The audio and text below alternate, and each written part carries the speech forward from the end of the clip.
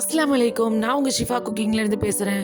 இன்றைக்கி நம்ம என்ன ரெசிபி பார்க்க போகிறோன்னா, கேரளா ஸ்டைலில் ஒரு பீஃப் ஃப்ரை தான். இது ரொம்ப கிறிஸ்பியாக சாப்பிட ரொம்ப டேஸ்டியாக இருக்கும். வாங்க எப்படி செய்கிறதுன்னு பார்க்கலாம்.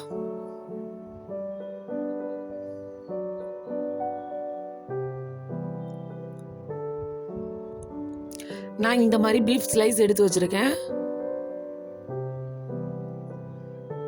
பெரிய பெரிய ஸ்லைஸாக எடுத்திருக்கேன். இப்போ இதில் ஒரு ஸ்பூன் இஞ்சி பூண்டு, அரை ஸ்பூன் மஞ்சள் போட்டு நல்லா பரட்டி விட்டுடுறேன். இப்போ இதை குக்கரில் போட்டு நல்லா வேக வச்சுக்கலாம். இதில் உப்பு சேர்க்க தேவையில்லை.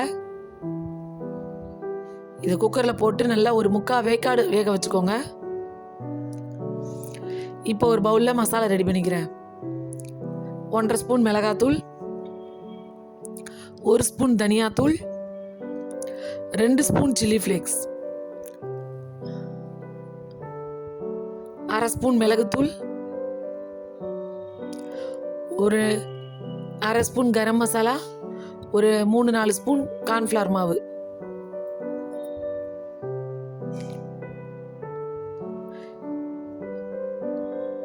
இப்போ ஒரு ஸ்பூனை வச்சு இந்த மசாலா எல்லாத்தையும் நல்லா மிக்ஸ் பண்ணிக்கோங்க. நீங்கள் மிளகாத்தூளை விட சில்லி ஃப்ளேக்ஸ் அதிகமாக போடுங்க. அப்போ தான் அந்த கறிக்கு நல்லாயிருக்கும். இந்த ஃப்ரைக்கு சில்லி பவுடரை விட சில்லி ஃப்ளேக்ஸ் தான் நல்ல ஃப்ளேவர் கொடுக்கும். இதோட உப்பும் சேர்த்து நல்லா மிக்ஸ் பண்ணி விட்டுருங்க. இப்போ மசாலா ரெடியாக இருக்குது. நம்ம பீஃபை நல்லா வேக வச்சது வெந்துருச்சு. ஒரு 3/4 வேக்காடு வேக வச்சுருக்கேன். இது முழுசாக வெந்துட்டா நம்மளால் மசாலாவில் பெரட்ட முடியாது.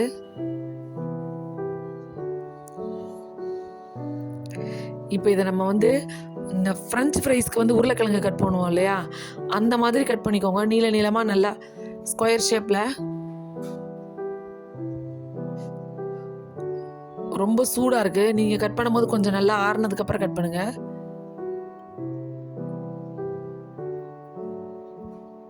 நான் வீடியோக்காக சூடாகவே கட் பண்ணிட்டேன், கையில் பிடிக்க முடியல.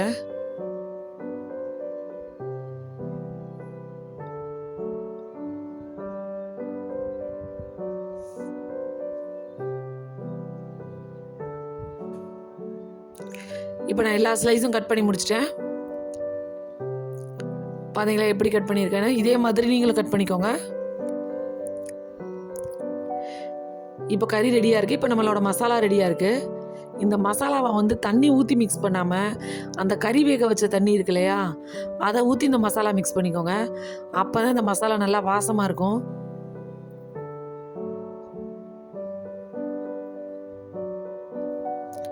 அந்த பீஃப் வேக வச்ச தண்ணியிலே நான் இப்போ இந்த மசாலாவை நல்லா பரட்டி விட்டுட்டேன். ரொம்ப தண்ணி ஆக்கிடாதீங்க, நல்லா ஒரு திக் பேஸ்ட்டாக தான் இருக்கணும்.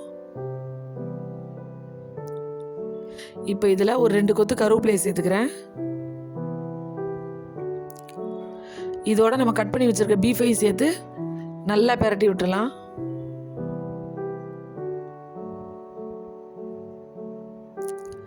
மசாலா நல்லா திக்காக இருக்கட்டும். அப்போ தான் இந்த மாதிரி கறி மேலே ஒட்டும். தண்ணியாக இருந்துச்சுன்னா மேலே நிற்கவே செய்யாது.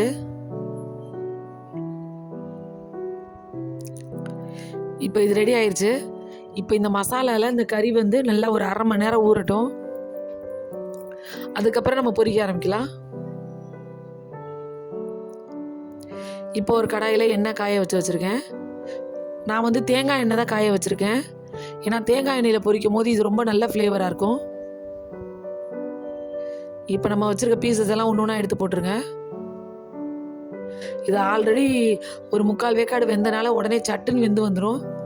ரொம்ப நேரம் எடுத்துக்காது. பாருங்களேன், சீக்கிரமாக ஒரு பக்கம் வெந்துருச்சு. இன்னொரு பக்கம் திருப்பி விட்டுருங்க.